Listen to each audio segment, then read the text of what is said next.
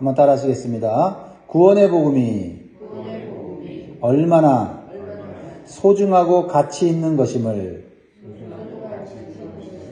깨닫고 힘써 나누고 전하게 하소서. 아멘.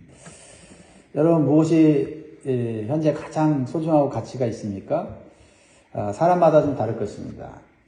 자, 한번 상상해 보세요. 깊은 구덩이에 빠진 사람들에게 가장 필요한 것은 무엇일까요? 네. 먹을 것일까요? 네. 당장은 먹을 것이 필요할 수도 있지만 가장 필요한 것은 아니에요. 좋은 옷일까요? 네. 좋은 옷도 아닙니다.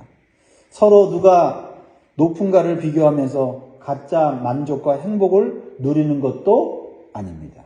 가장 필요한 것은 자신들이 얼마나 깊고 어두운 구덩이에 빠져 있는지를 깨닫는 거죠. 그리고 그 절망적인 구덩이에서 건짐을 받는 구원이에요. 그 구원이 가장 필요한 거죠. 그렇죠? 우리가 사는 이 세상은 죄와 죽음의 깊은 구덩이에 빠져 있는 사람들이 너무나 많이 있습니다. 그런데 더 안타까운 것은 자신들이 죄와 죽음의 깊은 구덩이에 빠져 있는 것을 모르고 그저 더 좋은 음식, 더 좋은 옷, 더 많은 돈과 명예와 권력을 가지려고 아둥바둥하고 살고 있다는 거예요. 당장은 먹을 것, 당장은 우리에게 필요한 것들이 있지만 가장 필요한 것은 우리가 죄와 죽음의 구덩이에서 구원받지 못하면 아무리 많이 먹어도, 아무리 좋은 거 입어도, 아무리 좋은 환경에 살아도 죽게 된다는 거예요.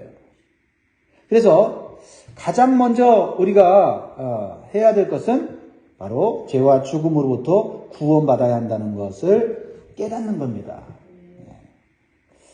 그리고 육신뿐만 아니라 영원히 구원받는 것을 우리가 소망해야 돼요. 이것을 알게 해주는 것이 복음이에요. 복음입니다.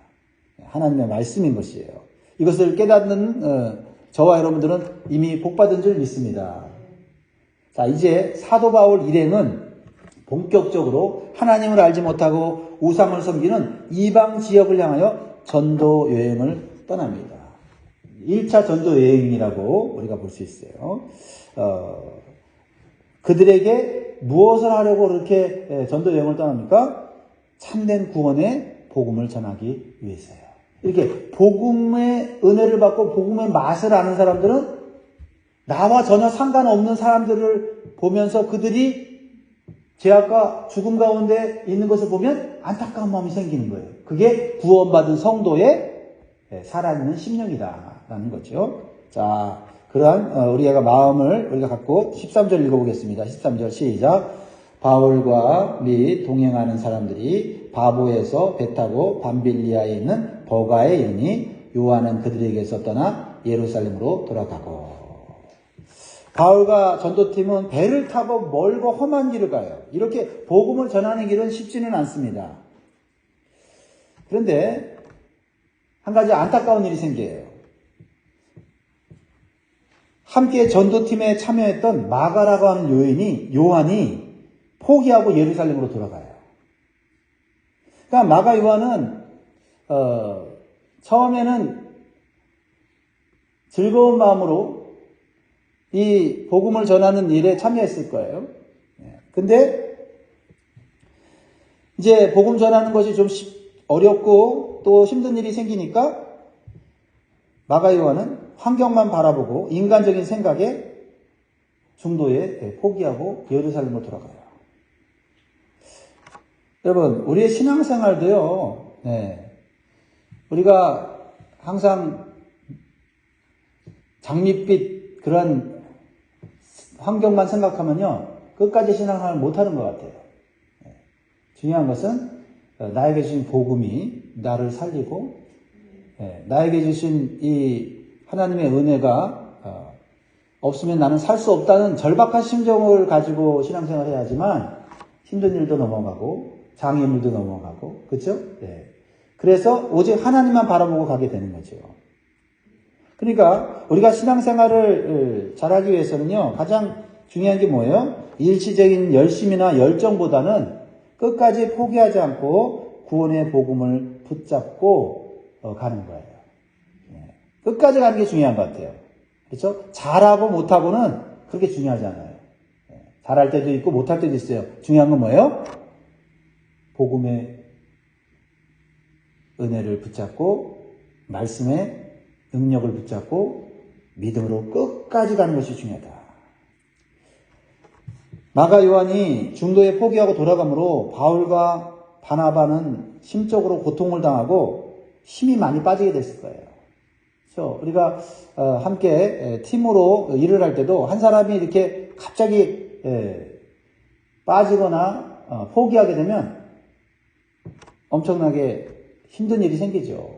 그러니까 이 마가 요한으로 인해서 나중에 이 바울과 바나바가 또 다투게 되는 불씨가 되지 않습니까?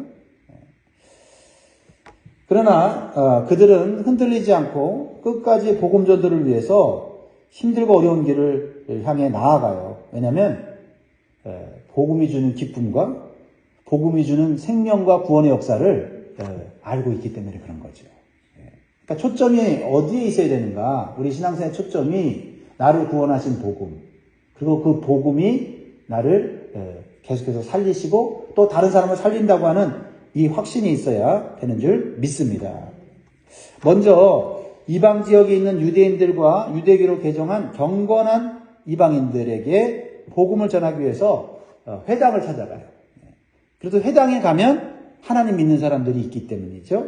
자, 14절 보면 그들은 버가에서 더 나아가 비시디아 안디옥에 이르러 안식일에 회당에 들어가 앉으니라. 이 비시디아 안디옥은 어디냐면 지금의 튀르키예 그쪽 소아시아, 그 당시 소아시아 지방인 거예요. 그러니까 그때 거기 사람들은 하나님 믿는 사람들은 있는데 어떤 사람들은 없어요? 예수님 믿는 사람들은 없는 곳이었다는 거죠.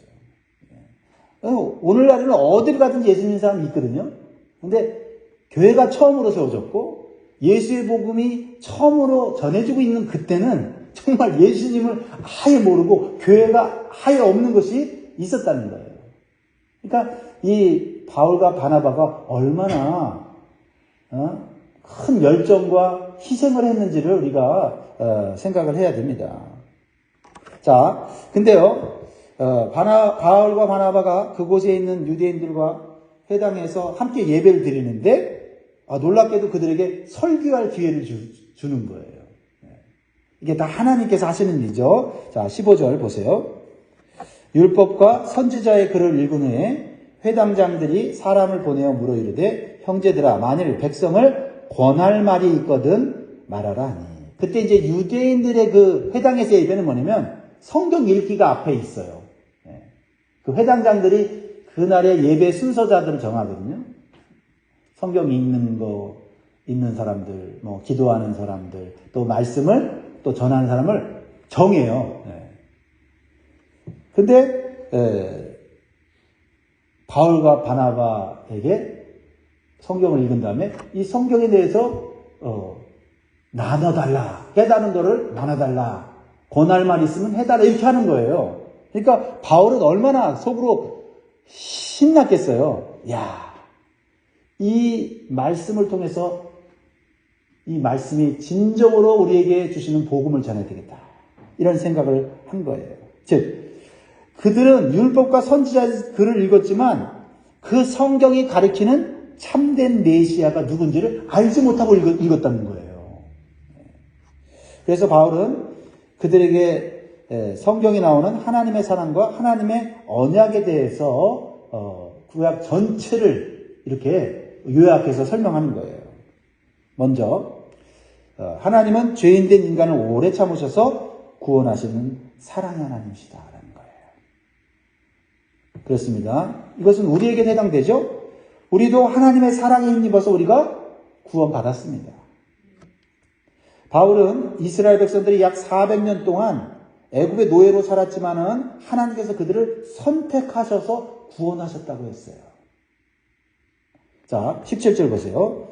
이 이스라엘 백성들의 하나님이 우리 조상들을 택하시고 애굽 땅에서 나그네 된 그 백성을 높여 큰 권능으로 인도하여 내사. 여기서 택하시고에다 줄쳐야 돼요. 성경을 읽을 때 첫째는 그 성경이 그 당시 사람들에게 주어진 거지만 이 성경은 또 오늘 우리에게도 주시는 말씀이고 양식이잖아요. 그러니까 이 말씀을 묵상하면서 나에게 주시는 영적 교훈이 뭔지를 봐야 되는 거죠. 자, 여기서 택하셨다는 건 누가 택했다는 거예요? 하나님이 택했다는 거예요. 즉 하나님의 은혜와 주권을 말해요. 그런데 하나님은 이스라엘 백성들이 다른 민족보다 잘난 것이 있어서 구원한 겁니까? 아니라는 거죠. 그렇죠? 하나님의 무조건적인 선택에 의해서 무한한 사랑으로 구원해 주시고 노예에서 해방시켜 줬다는 거죠. 사람들은 세상에서 선택을 할 때 이왕이면 현재 똑똑하고 돈 많고 힘이 있고 그렇죠? 재주가 많은 사람을 뽑는데 하나님의 선택하심은 우리의 인간들 선택과 달라요. 못나고 부족하고 연약하고 사람들이 인정하지 않는 그런 사람들을 택하셔서 하나님이 은혜를 주시고 구원을 주시는 거예요. 그렇죠? 그러니까 노예로 있는 이스라엘 백성들을 하나님이 구원하신 거죠. 노예로 있는 이스라엘 백성들을 뭐 잘났다고 하나님이 구원하시겠습니까? 그것은 하나님의 은혜와 사랑이다라는 거예요. 이러한 은혜와 사랑은 바로 우리에게도 임했어요. 왜요? 우리가 다른 분과 비교해서 뭐 대단한 것들이 있습니까? 그렇지 않은데 하나님이 우리를 선택하셔서 우리를 구원하시고 하나님 자녀 삼아주시고 또 이렇게 하나님의 은혜 가운데 천국의 소망 가운데 살게 하셨다라는 거예요. 하나님의 일방적인 사랑과 주권 때문에 우리가 구원받은 것임을 기억하고 감사해야 한다는 거죠.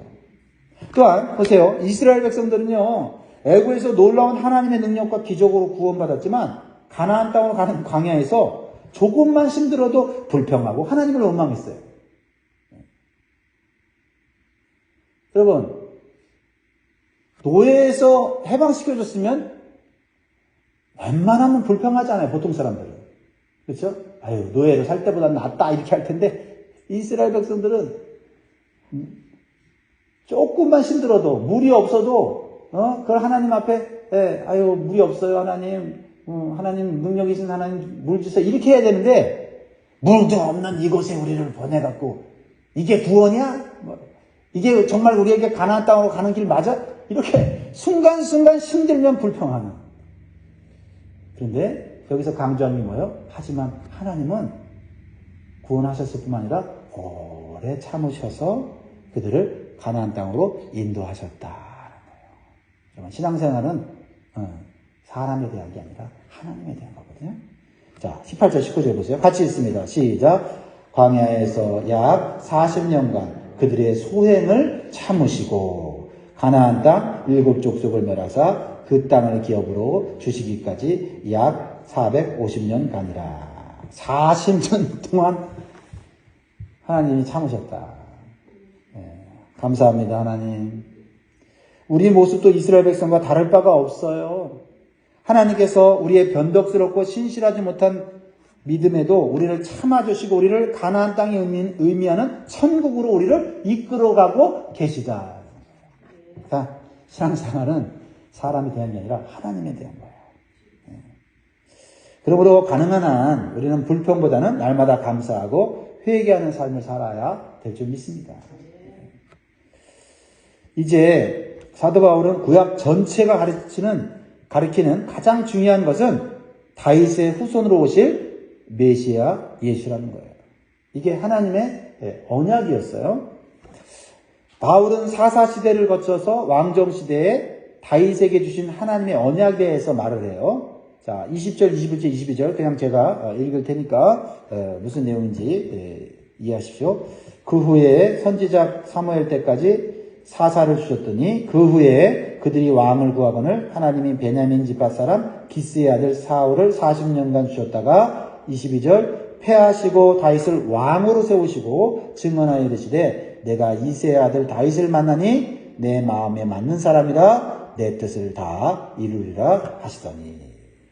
자, 지금 해당에서 누가 이 말씀들을 듣고 있어요? 유대인들, 그렇죠? 그러나 누구는 몰라요? 예수님을 메시아로 모르는 사람들이에요.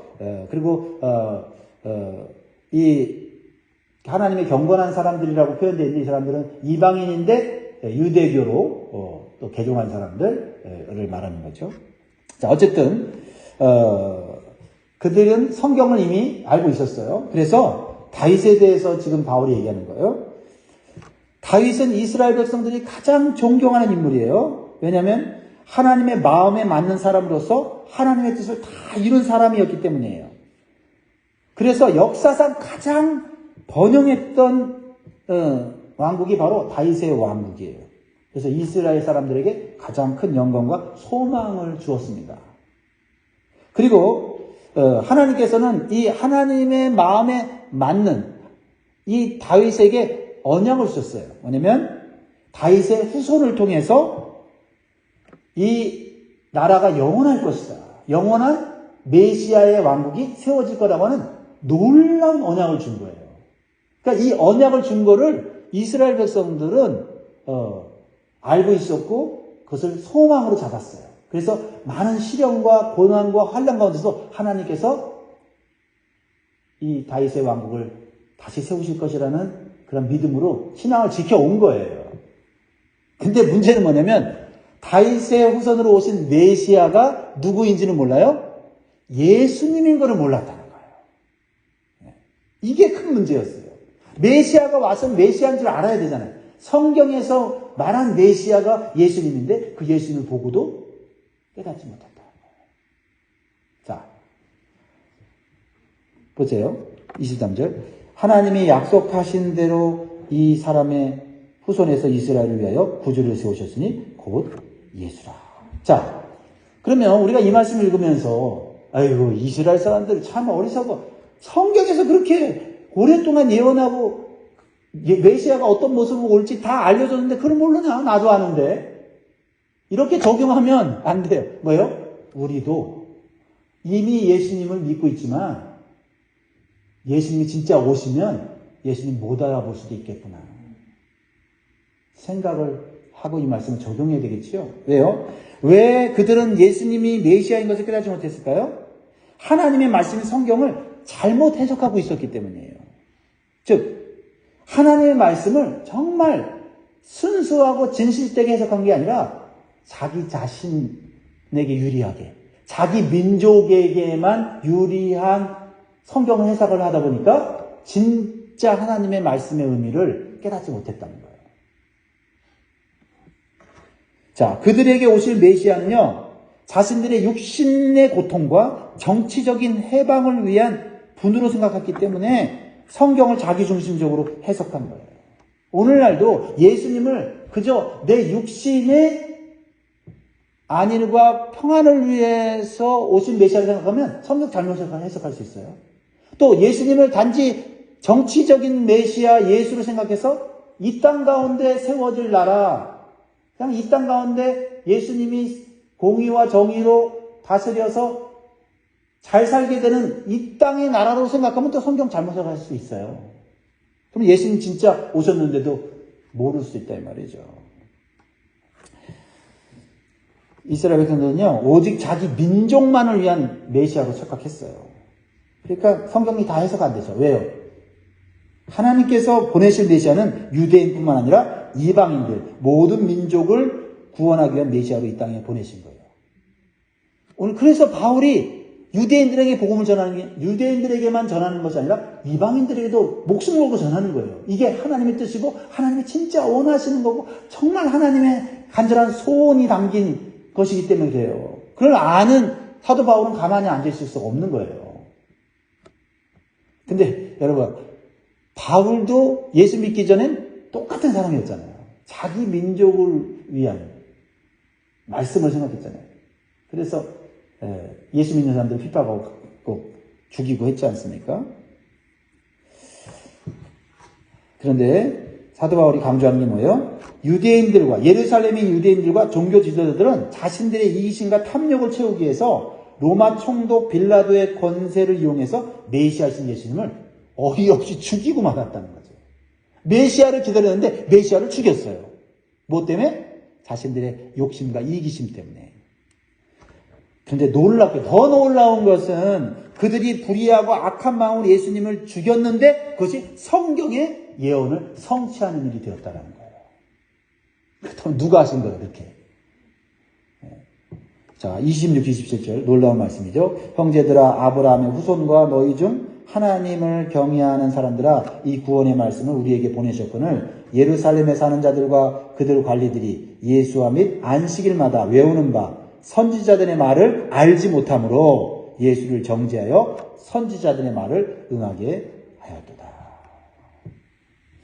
여기서 우리는 중요한 교훈을 얻습니다. 우리가 성경을 읽으면서도 우리의 욕심과 만족을 위해서 성경을 읽고 적용하면 참된 구원자이신 예수님을 깨닫지 못하고 우리는 오히려 죄악으로 인해 예수님을 또다시 죽이게 될 수 있다라는 것을 생각해 보면 좋겠어요. 유대인들은 구원자로 오신 예수님께서는 죄가 없으셨지만 빌라도와 합세하여 예수님을 십자가에 못 박아 죽였습니다. 28절 29절 읽을까요? 시작. 죽을 죄를 하나도 찾지 못하였으나 빌라도에게 죽여달라 하였으니 성경의 글을 가리켜 기록한 말씀을 다 응하게 한 것이라 후에 나무에서 내려다가 무덤에 두었으나. 여러분, 놀라운 것은 예수님이 죽으신 것은 헛되거나 억울한 죽음이 아니라 성경의 말씀을 성취하는 것이었다는 거예요. 무엇을 성취한 거예요? 인간의 모든 죄악을 대신해서 속죄하는 대속의 죽음이었다는 거예요. 하나님께서는 놀라운 섭리적 주권을 통해서 불의한 자들이 예수님을 죽였지만 그것을 이용해서 죄인된 인간들을 향한 하나님의 구원을 이루셨다. 이것이 하나님의 놀라운 사랑이고 은혜다라는 거예요. 얼마나 감사합니까? 참 여기서 정말 말로 표현할 수 없는 어떤 이 하나님의 그 지혜와 하나님의 그 사랑을 느껴요. 예수님을 몰라보고 구원자를 죽였는데 그게 우리를 살리는 구원의 방편이 돼. 이게 이해가 되십니까? 왜 이렇게까지 우리에게 은혜를 베푸십니까? 불의한 자는 죽이고 심판하면 되지 불의한 자를 이용해서 우리를 향한 하나님의 사랑과 은혜가 담긴 구원의 복음을 만드셨다. 너무 감사해요. 그리고 하나님께서는 예수님이 죄가 없이 죽었다는 것을 증명하기 위해서 죽음에서 부활하게 하셨어요. 죄 때문에 죽음은 끝입니다. 근데 죄가 없으면 죽을 이유가 없잖아요.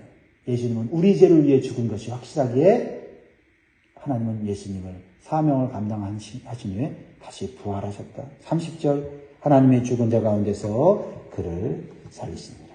그래서 하나님께서는 예수 그리스도의 십자가의 죽음과 부활이 우리에게 참된 구원과 영생과 복음이 되게 하셨어요.